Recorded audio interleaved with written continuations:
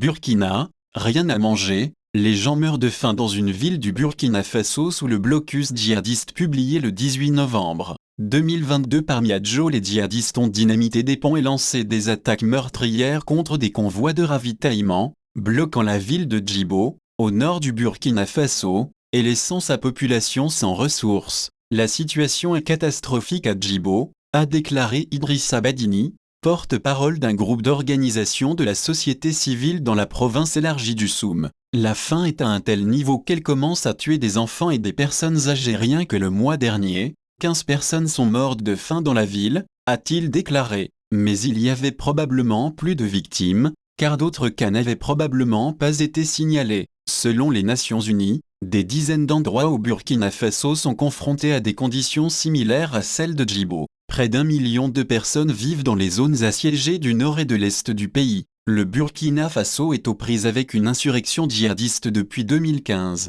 Au cours des dernières années, Djibo est devenu une plaque tournante pour les déplacés internes de la région, contraints de fuir la violence impliquant des groupes liés à Al-Qaïda et à l'organisation dite État islamique. La population de la ville a triplé pour atteindre environ 300 000 habitants. Mais le blocus pousse maintenant une partie des déplacés à fuir une seconde fois, vers le sud vers la capitale Ouagadougou. Privés d'eau, de nourriture, de médicaments et de signal téléphonique, beaucoup quittent Djibo à pied, la nuit, dans l'espoir d'atteindre des zones qu'ils peuvent encore atteindre, a déclaré à l'AFP un travailleur humanitaire sous couvert d'anonymat. Sur la route entre Djibo et la ville de Bourzanga, des habitants ont décrit avoir vu des débris de véhicules touchés par des mines terrestres. Plusieurs convois de ravitaillement ont récemment été attaqués sur la route. En septembre, 35 personnes sont mortes lorsque leur camion a explosé sur une mine. Il y avait des enfants parmi les morts. Une autre attaque contre un convoi a tué 11 soldats. Les convois sont une bouée de sauvetage, avec des agriculteurs incapables de s'occuper de leurs champs au milieu des combats. La production alimentaire est presque inexistante dans de nombreuses régions du Burkina Faso. Il n'y a rien à manger, rien à vendre. Que vous soyez riche ou pauvre, vous ne pouvez rien acheter, a déclaré Souleymane Diko, un habitant de Djibo qui s'était enfui dans la capitale Ouagadougou. Le pire, c'est que nous sommes en saison sèche, les feuilles et les herbes que nous avions l'habitude d'arracher et de faire bouillir ne sont même plus disponibles. Des officiers mécontents de l'armée ont mené 2 coups d'État au Burkina Faso cette année dans une manifestation de colère face à l'échec de la lutte contre l'insurrection. Plus tôt ce mois-ci, le capitaine Ibrahim Traoré,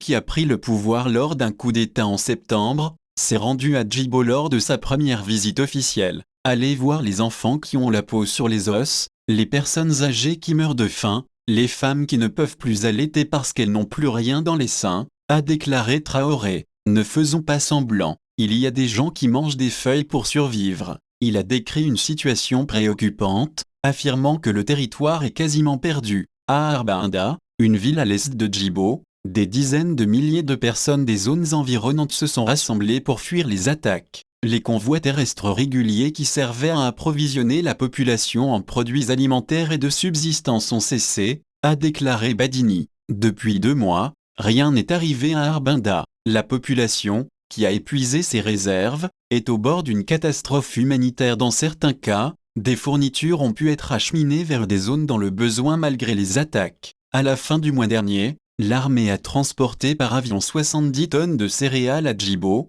et des camions ont acheminé plus de 300 tonnes de nourriture vers la ville au début de ce mois, a déclaré l'état-major de l'armée. 7 mines ont été désamorcées en cours de route. Nous avons pu approvisionner certains villages mais pas encore d'autres, a déclaré Traoré. Selon le Programme alimentaire mondial, environ 3,5 millions de personnes au Burkina Faso auront besoin d'une aide alimentaire d'urgence dans les mois à venir.